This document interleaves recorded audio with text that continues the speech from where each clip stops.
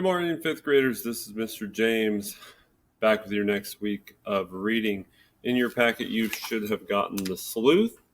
Now, The Sleuth, if you've never used it before, which I'm sure most of you have, is a collection of articles that go along with the topics that we've been reading about. So we will be looking at the topics of explorers this week.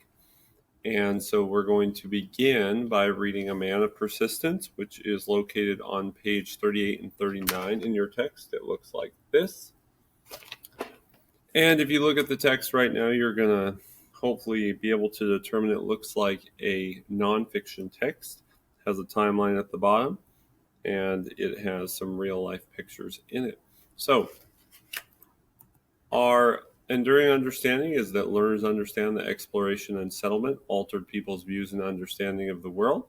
So we still are looking at explorers. And we're looking for our essential question, which is how do readers determine multiple themes and main ideas in text? Today, our objective is I can develop an opinion supported with evidence from the text. The Sleuth is all about investigating deeper into a certain topic and being able to find evidence that supports either an opinion or an answer. So that's exactly what we're going to be doing today. So I'm going to go ahead, and it will not read aloud for me, so I'll be doing the reading today. So bear with me if I don't do very well, but I will be reading directly from your text. A Man of Persistence. Explorer Sir Ernest Shackleton might be the most persistent man who ever lived. On December 5th, 1914, he and 27 men set out on a ship called Endurance. That's the name of the ship. They hoped to reach the Antarctic continent and become the first people to cross the land on foot. Despite the predictions of a terrible winter, Endurance left South Georgia Island, a remote island in the southern Atlantic Ocean. It headed for Vosel Bay on Antarctica. Just 2 days later, the vessel ran into pack ice. For the next 6 weeks, the ship wove through ice floes. On January 18th, 1915, 1 day short of landing, the ship hit another thick pack ice. By the next morning, ice had enclosed the ship. Shackleton soon realized the ship was securely stuck in the ice and would remain stuck through many long winter months. During this time, Shackleton had his crew stick to their routines and exercise the sled dogs they had brought with them. 10 months later, the crew still remained on board. In October 1915, pressure from the ice began to damage the ship, and it began slowly sinking. Shackleton and his crew abandoned the ship and made camp on the surrounding ice. On November 21st, 1915, Endurance sank completely. You can see a timeline of that part at the bottom.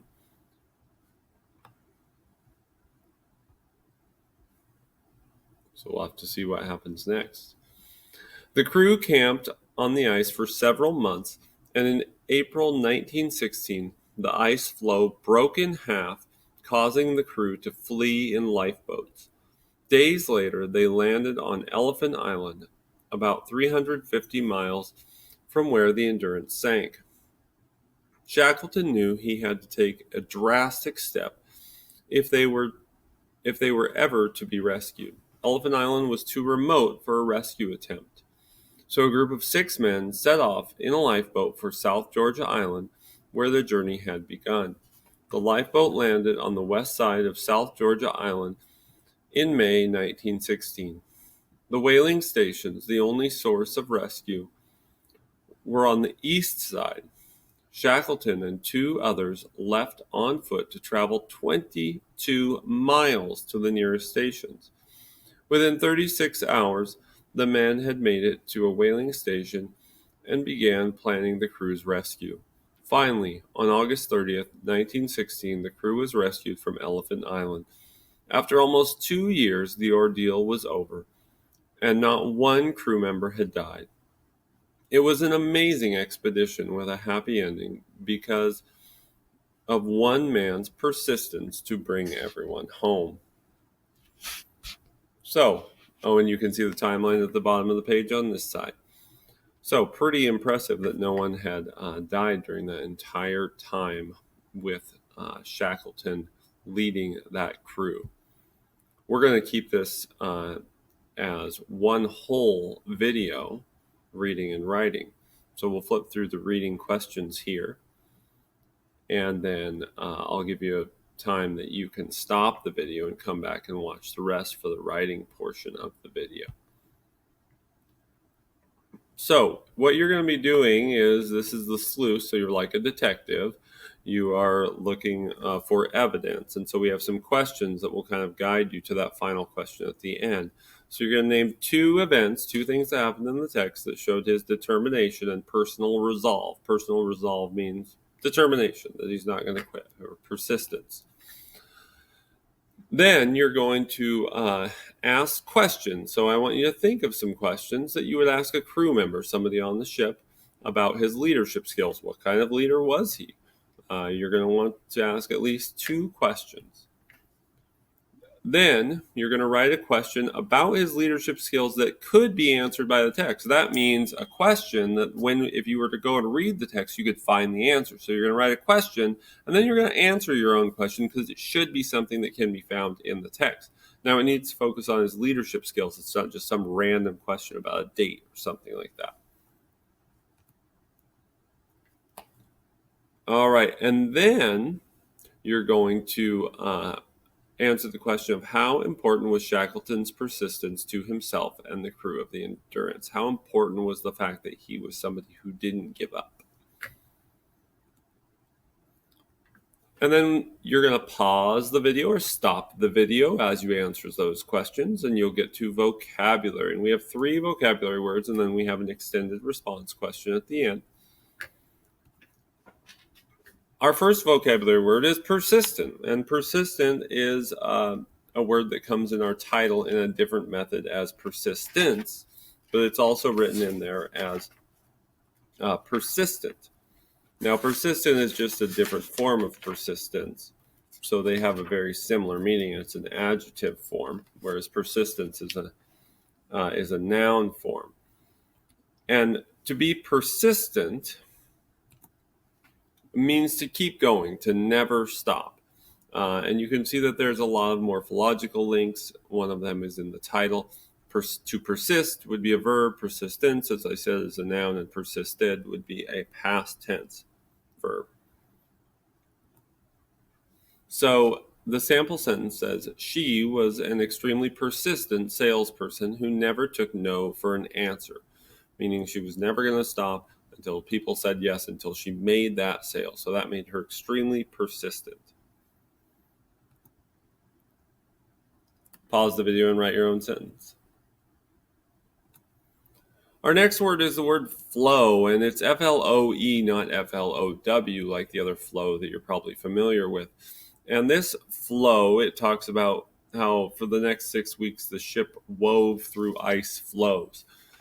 Now, you should be able to determine that a flow is something that's made of ice from that. It's a thing. And they're weaving through them, so it might be a large piece of ice, and it is just like a big floating sheet of ice in the ocean. And so those ice floes made it very difficult for them to travel when it was that cold. And so my sample sentence says, the ship's captain steered the vessel around a large floe, so around that large piece of ice that it needed to get around in order to be safe. Don't want to end up like the Titanic. Pause your video now to write your own sentence. And our last word is the word remote. And remote in this case, it says that Elephant Island was too remote for a rescue attempt.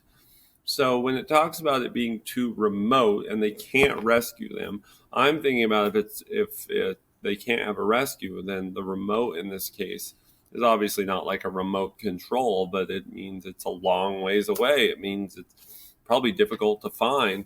And that means it's like removed from civilization. It's alone. It's sort of away from everything else. And a morphological link is the word remotely. and that would be an adverb form of it.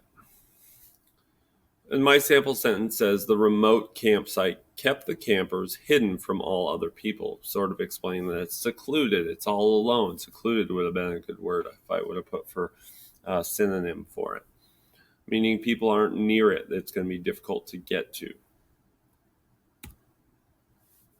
And your extended response question says, use evidence from the text to support your opinion about which of Shackleton's actions, which act of Shackleton, was the bravest. So which thing that he did do you believe is the bravest? Now, I added some sentence frames to try to help you with your answers to these questions because I know some of you have been having difficulty coming up with multiple sentences. So some sentence frames you might want to use are, I believe Shackleton's bravest act was when he blank. And now that's your topic sentence. And then you're going to explain why it was brave. So this act was brave because, and then you can give me some information about why it was brave. And then maybe at the end you say, you have a concluding sentence that says, this shows that Shackleton's bravest act was blank. So now you've got at least 3 sentences that explain his bravery, and you don't just have one poorly written sentence. You have multiple sentences creating a paragraph that has an opinion with evidence from the text. Hope that helps. Thanks so much for joining me. I look forward to seeing you the next time.